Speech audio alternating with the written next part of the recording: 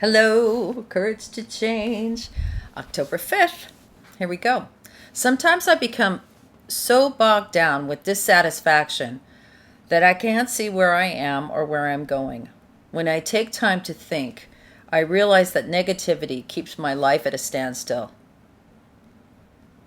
Al-Anon has helped me discover that while it's good to acknowledge whatever I feel, I have a choice about where to focus my attention.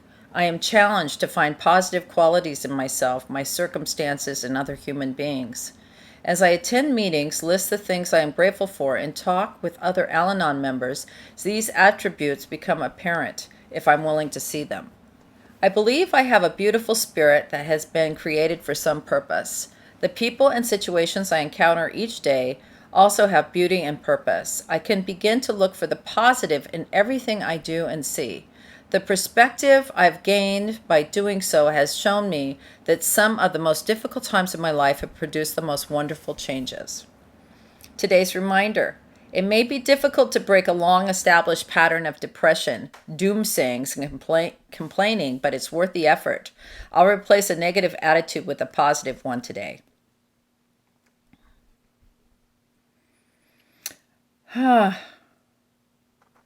I really like this reading. So many things cross my mind here. When I first got sober, I really was I was approached about my attitude, and then I got sober for a while, and then I got approached about my attitude, and suggested I go to Al-Anon. My attitude would flip around and change based on other people's moods and how other people were doing. Like my my thermostat, my my thermometer my thermometer, up and down, the heat and the cold. Yeah, the thermometer of my life was being determined by other people's thermometer, like how everybody was doing around me. That got old. I was up and down, up and down, up and down.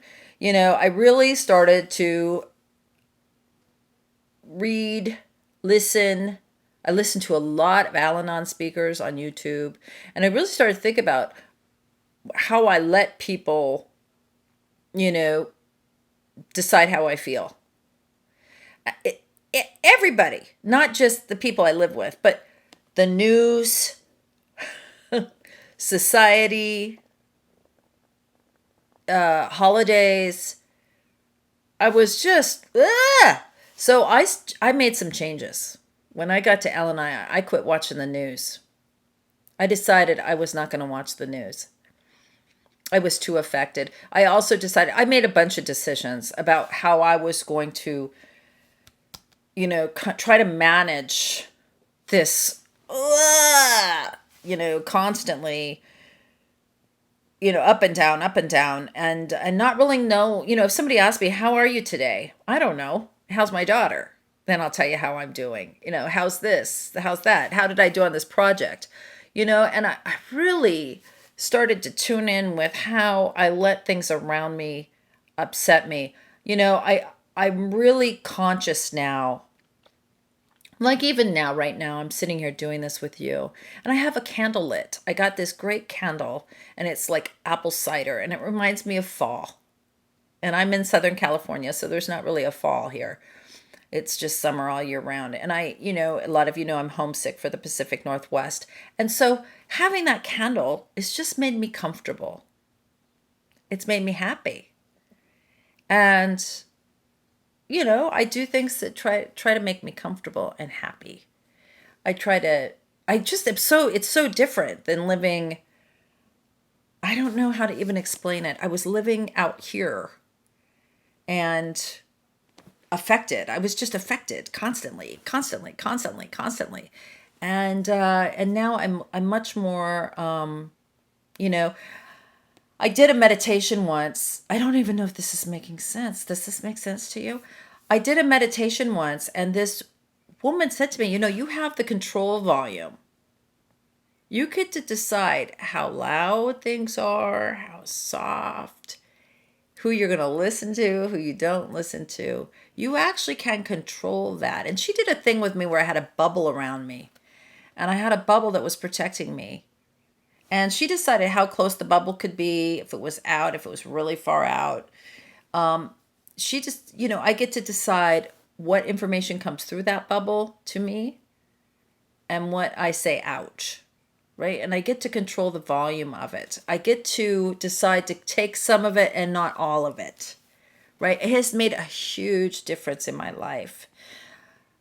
It's just easier for me. And I have found that when things bad happen, I'm protected in this bubble, and I never make a decision something's really bad. Some of the worst things that have ever happened to me have ended up being the very best. And some of the best things that I thought were happening ended up being the worst. So I've given up the idea that I know what's best for me. I just try to change my reaction to what's going on. And that bubble allows me some time in between my reaction, the event and the reaction. I I want to respond to the appropriate, you know, it used to be I would overreact to something that didn't need that much reaction. I ended up looking like a crazy person. So now this bubble, this sense of the knob, of the loud, the thickness of the bubble, I get to control all of that, right? And if things get too crazy, I got a car, I can get in the car and go home. I could shut the door. I can turn off the lights. I can light a candle. I can be quiet. I can ask God for some help, direct my thinking. You know what I mean? I've got a lot of tools today. So I'm not just being led around by my nose, and making decisions that something happened is terrible. Oh my God, that's terrible. Well, I don't know. Why don't I just wait a minute and see? Why don't I just wait? Why don't I see what God has in store?